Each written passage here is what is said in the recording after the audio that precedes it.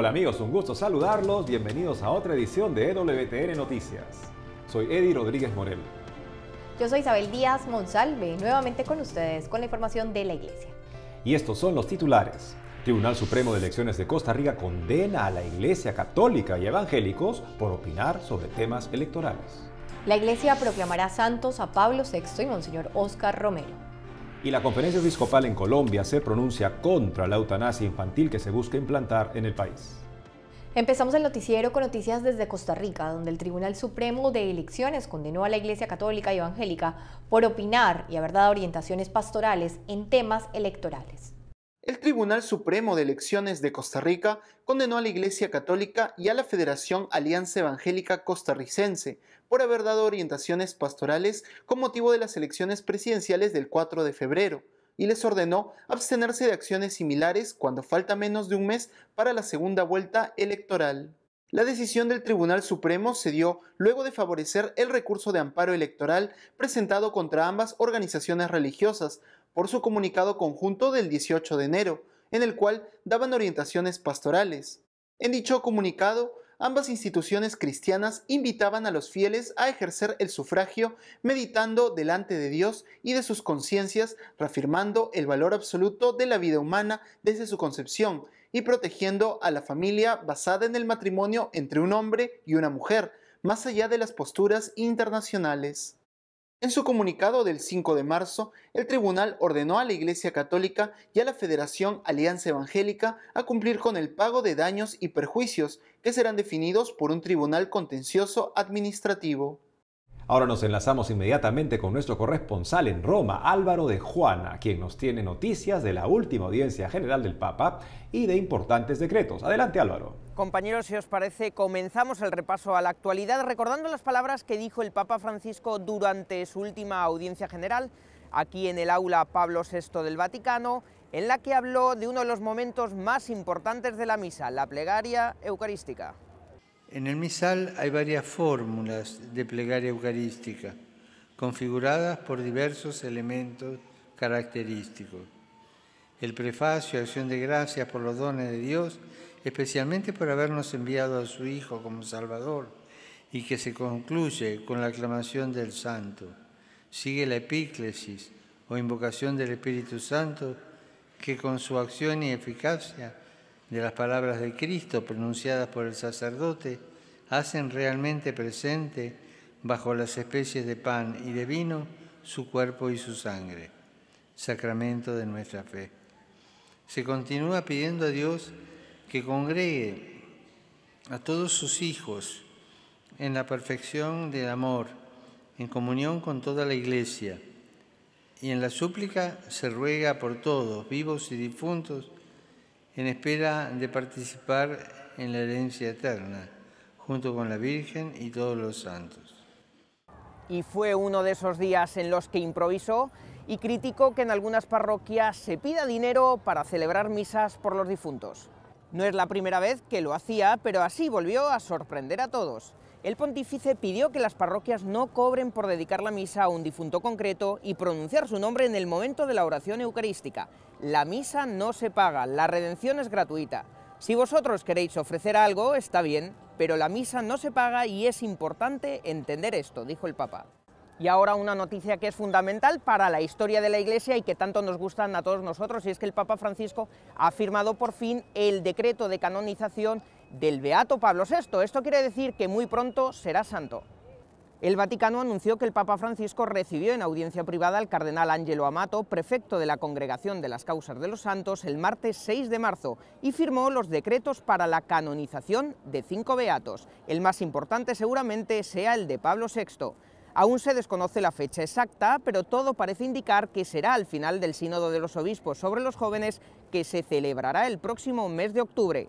La curación de un bebé en el vientre de su madre sería el milagro que, gracias a su intercesión, lo llevará a los altares.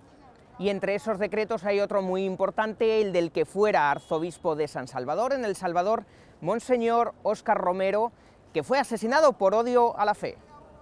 El arzobispo de San Salvador nació en la ciudad de Barrios, El Salvador, el 15 de agosto de 1917 y murió mártir por odio a la fe en la capital del país el 24 de marzo de 1980, cuando recibió disparos mientras celebraba misa.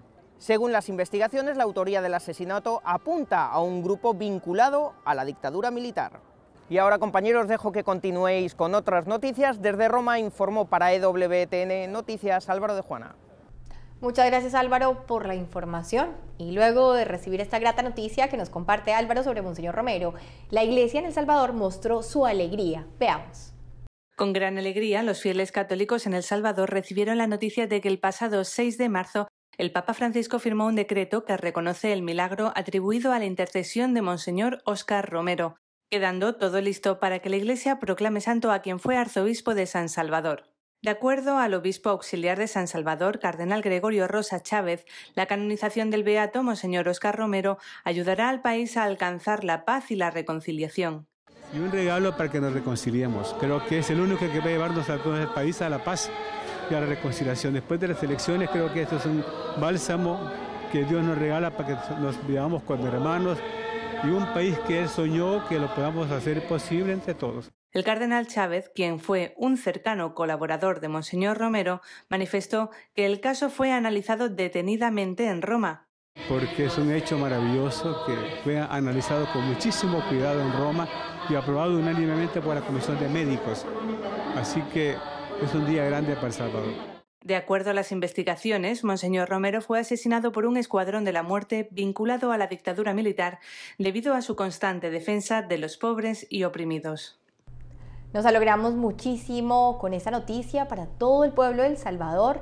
Estamos seguros que este nuevo santo va a traer muchos frutos de conversión en todas las personas del país y también pues valoramos muchísimo la figura de este obispo que defendió siempre los derechos de los más pobres y los más necesitados.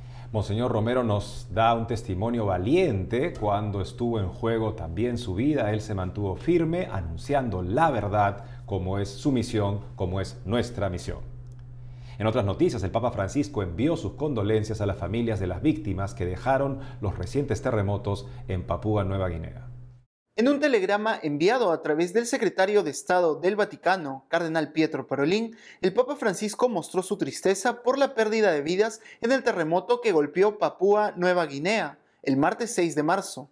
Ante este lamentable hecho, el Santo Padre encomendó las almas de los difuntos a la misericordia de Dios Todopoderoso y envió sus más sentidas condolencias a las familias, asegurando su cercanía en la oración por todos los afectados del desastre. Asimismo, el Papa invocó la bendición de Dios sobre todos aquellos que lloran en este difícil momento, así como por el personal de emergencias involucrado en los importantes esfuerzos de ayuda. Según se dio a conocer, al menos 18 personas murieron cuando un terremoto de magnitud 6,7 sacudió a la zona montañosa de las Southern Highlands, una tragedia que ocurrió 9 días después de que tuviera lugar otro fuerte movimiento telúrico que causó al menos 55 muertos. En una reciente homilía celebrada en Casa Santa Marta, el Papa Francisco recordó que Dios siempre perdona los pecados cuando se acude a la confesión. Sin embargo, señaló que para ser perdonado se debe perdonar a los demás. En una homilía celebrada en Casa Santa Marta, el Santo Padre reflexionó sobre el perdón.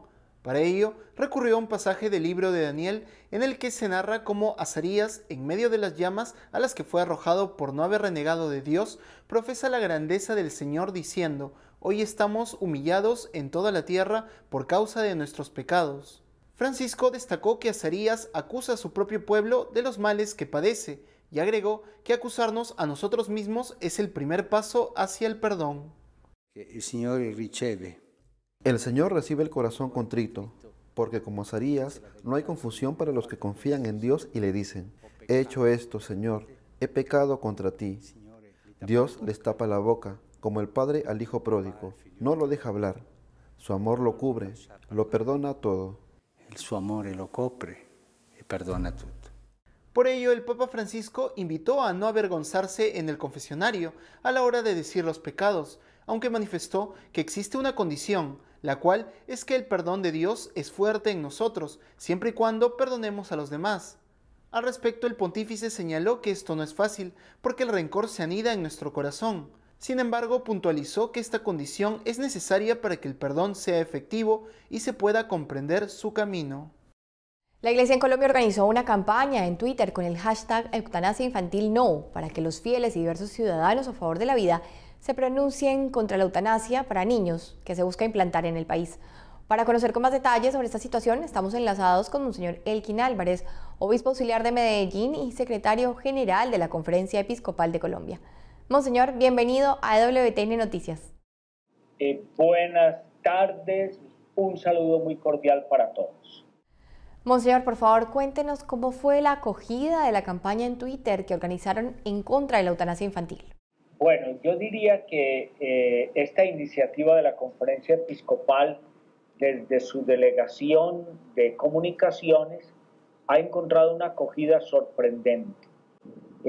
Abrimos todos los canales para que las personas se pudieran manifestar y encontramos que la mayoría inmensa de quienes hablaron por las redes rechazan completamente la eutanasia. No solo la eutanasia de adultos, sino y especialmente la de niños, niñas y adolescentes. Creo que el gobierno recibió un mensaje también con esta manifestación masiva en defensa de la vida. Monseñor, por otro lado, ¿qué opina la población de que se quiera implantar la eutanasia para niños? Encontramos respuestas muy sensatas, hablando desde la vida como don de Dios, del cual Él solo puede disponer, de las condiciones especiales que tienen niños y adolescentes y que deben ser protegidas.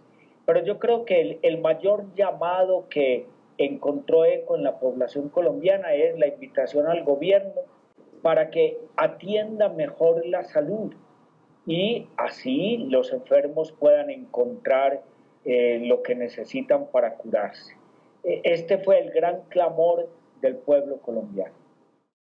Finalmente, Monseñor, ¿qué piensa de que las políticas antivida como el aborto y ahora la eutanasia para niños salgan de la Corte Constitucional? Sobre esto también en medio de la Twitteratón que se realizó en la conferencia aparecieron conceptos importantes en relación con estos temas, como una campaña global de defensa de la vida. Ahora, yo pienso que todos estos atentados denotan un debilitamiento moral y si salen de la Corte Constitucional, nos parece que esto nos plantea una serie de desafíos a todos los católicos.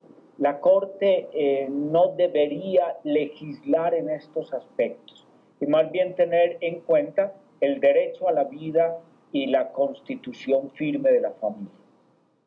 Monseñor, muchas gracias por todo lo que nos ha compartido y cuente con nuestras oraciones por esta lucha en favor de la vida. Bueno, gracias a todos y bendiciones desde Colombia. Gracias, Monseñor. El genio de la democracia representativa es justamente que el primer poder, el legislativo, que está más cerca al pueblo, es el que hace valer ese sentir en las leyes y en el rumbo de la sociedad. No así cuando unos jueces ideologizados subvierten todo el sistema e imponen una ideología que es totalmente contraria al sentir de la población colombiana. Es una pena, Eddie, que en mi país pues haya esta incoherencia tan grande que muchas veces pues nos decimos católicos que defendemos la vida, pero que por otro lado dejamos que estas políticas pasen y que se apruebe algo como la eutanasia infantil. Así que yo pues hago un llamado a todos los colombianos y a todas las personas a que nos manifestemos, así como ya lo hicieron con esta Twitteratón que realizó la Iglesia, que me parece muy importante, pero usemos todos los mecanismos posibles para acabar con esto. Así es, Isabel. Amigos, ahora tenemos que hacer una pausa, pero al volver, el padre Tom Usjunalil describe en nuevo libro su secuestro y cautiverio en manos de ISIS. Cardenal Parolin señala que el Vaticano propondrá siempre un mensaje fundado en la dignidad. Lanzan video en España que busca acrecentar la devoción a San José. Ya regresamos con más información en EWTN Noticias.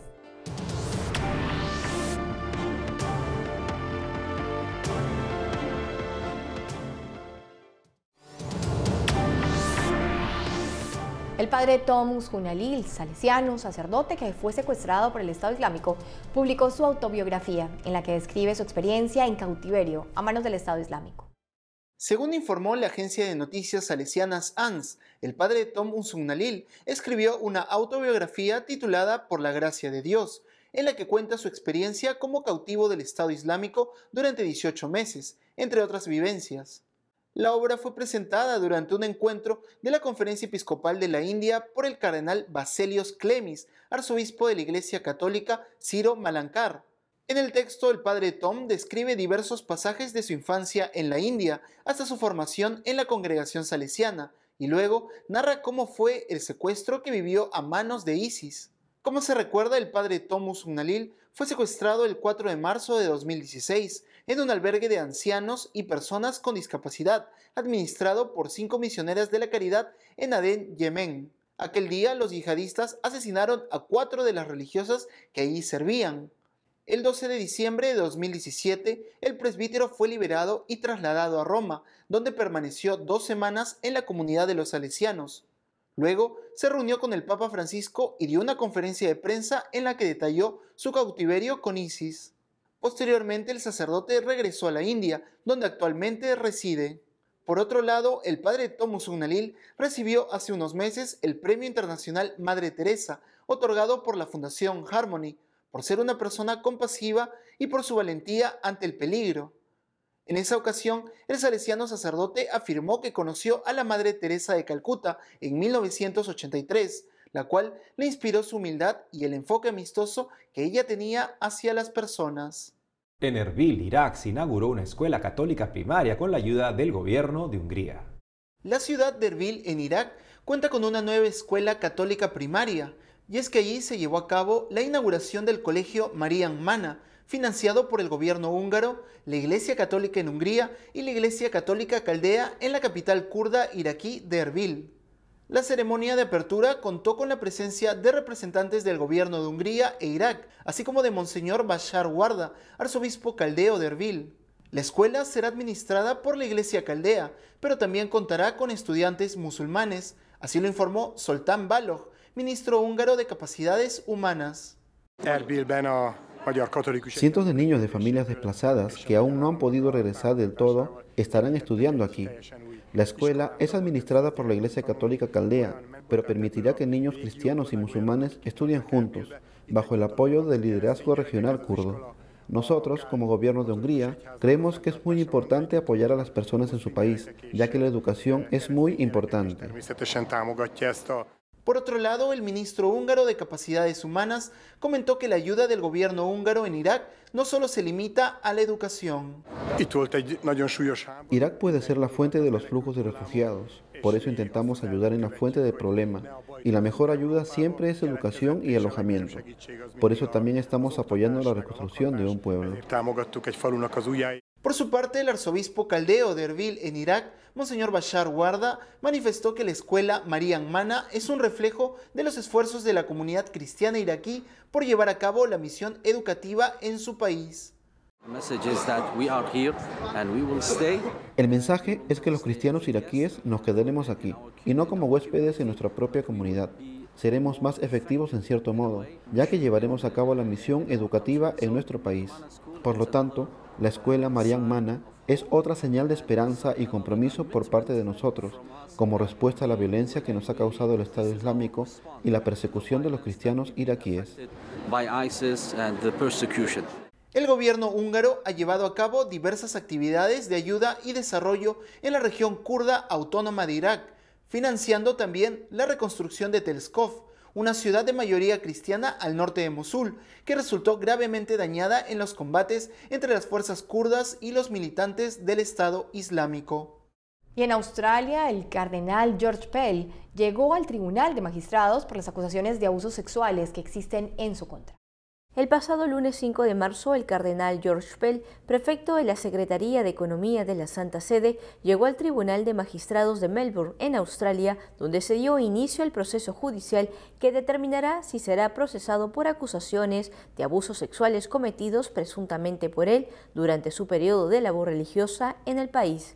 En la audiencia de aproximadamente un mes, se escucharán diversos testimonios de las presuntas víctimas de abusos sexuales. De esta manera, la juez Belinda Wallington determinará al final de esta fase del proceso si se abre o no una causa formal contra el purpurado australiano. El cardenal Pell, que llegó junto a uno de sus abogados, Paul Galvali, aseguró en varias ocasiones su inocencia, llegando a obtener el permiso del Papa Francisco para dejar momentáneamente su cargo de prefecto de la Secretaría de Economía del Vaticano y enfrentar el juicio en Australia. Como se sabe, la policía del estado de Victoria lo acusó formalmente a finales de junio de 2017 y poco después el prelado viajó desde Roma a Australia para defenderse ante el tribunal, donde compareció por primera vez en una etapa preliminar a finales de julio y otra en octubre. La voluntad de Monseñor Pell de que se haga luz sobre este caso, sobre todas las imputaciones, es clarísima. Esperamos que finalmente pueda llegarse a una conclusión y no sea, como algunos observadores informados dicen, una ocasión para simplemente atacar a la Iglesia. Por otro lado, a raíz de las recientes elecciones generales al gobierno de Italia, el secretario de Estado Vaticano afirmó que la Santa Sede continuará proponiendo un mensaje fundado en la dignidad. En una entrevista concedida a la agencia CIR, el secretario de Estado Vaticano, cardenal Pietro Parolin, se refirió a las recientes elecciones generales al gobierno de Italia que se realizaron el domingo 4 de marzo. Sobre la victoria de los partidos políticos populistas que durante la campaña electoral hablaron de forma negativa de los inmigrantes, el purpurado declaró que la Santa Sede sabe que tiene que trabajar en las condiciones que se presentan. El cardenal Parolin añadió que en esta situación la Santa Sede continuará su misión, ya que es una obra de educación que toma mucho tiempo. En ese sentido, destacó la importancia de lograr educar a la población para pasar de una actitud negativa a una más positiva con referencia a los migrantes. Finalmente, agregó que en la Santa Sede siempre existirá la voluntad de proponer el mensaje fundado en la dignidad de las personas y la solidaridad con los más necesitados. Nos encontramos en el set con Marcela Palos, fundadora del proyecto Amares y conferencista internacional en temas de afectividad y sexualidad para padres y jóvenes. Marcela, bienvenida a WTN Noticias. Muchísimas gracias, Isa, de verdad, muchísimas gracias a la gente de WTN y bueno, pues a compartir un poquito de información con todos tus televidentes. Así es, Marcela. Por favor, queremos que nos hables un poquito pues, acerca de unas problemáticas actuales del sexo liberalizado, impulsado muchas veces con el uso de anticonceptivos, de preservativos. Cuéntanos esto, ¿en qué puede influir en las relaciones matrimoniales o en las relaciones sentimentales en general? Bueno, básicamente el acto sexual, que no le deberíamos de llamar así, sino abrazo esponsal, que es mucho más correcto y mucho más profundo porque incluye toda la dimensión de la persona. Los objetivos del abrazo esponsal es la unión de los esposos y la transmisión de la vida.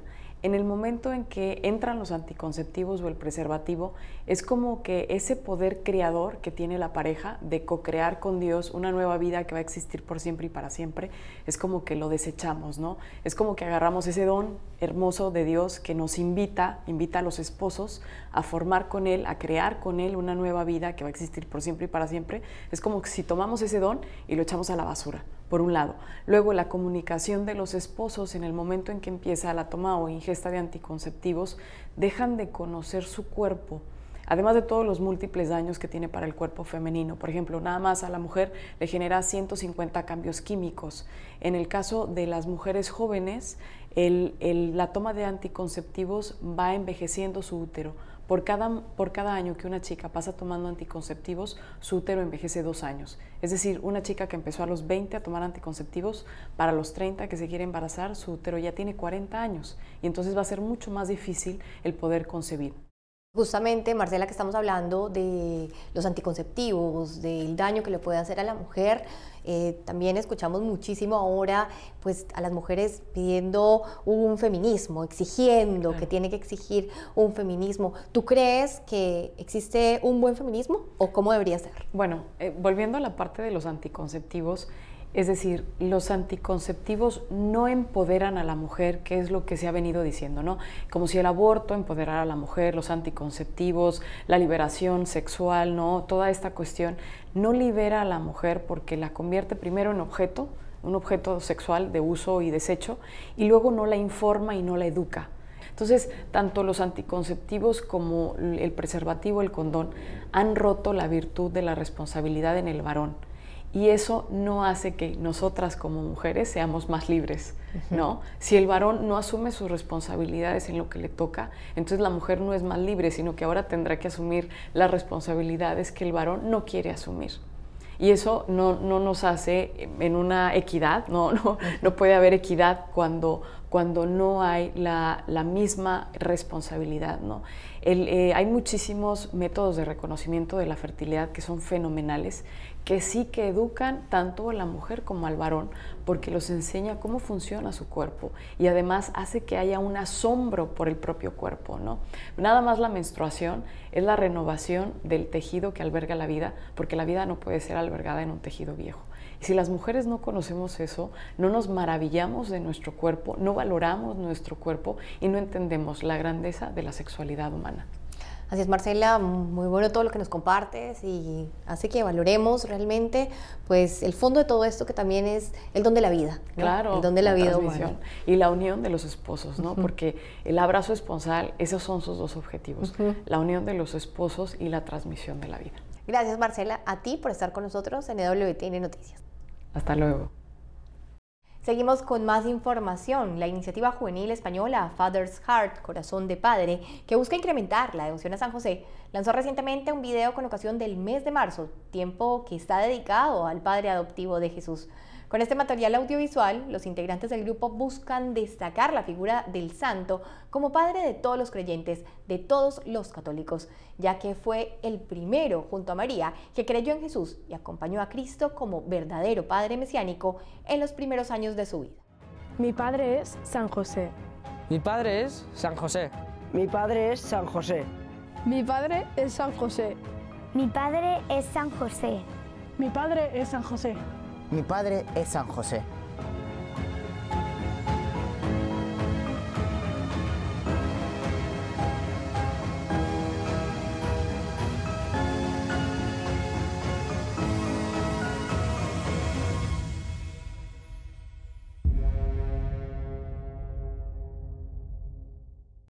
Una gran iniciativa para propagar la devoción a San José. Yo particularmente tengo una gran devoción a San José de la Montaña, que me ha ayudado muchísimo en momentos difíciles. Tengo siempre su novena en mi billetera y ahí siempre la estoy rezando frecuentemente para pedirle muchos favores. Así que es un gran patrono y todos pues no dudemos en pedirle a San José lo que necesitemos. Él siempre sabe nuestras necesidades.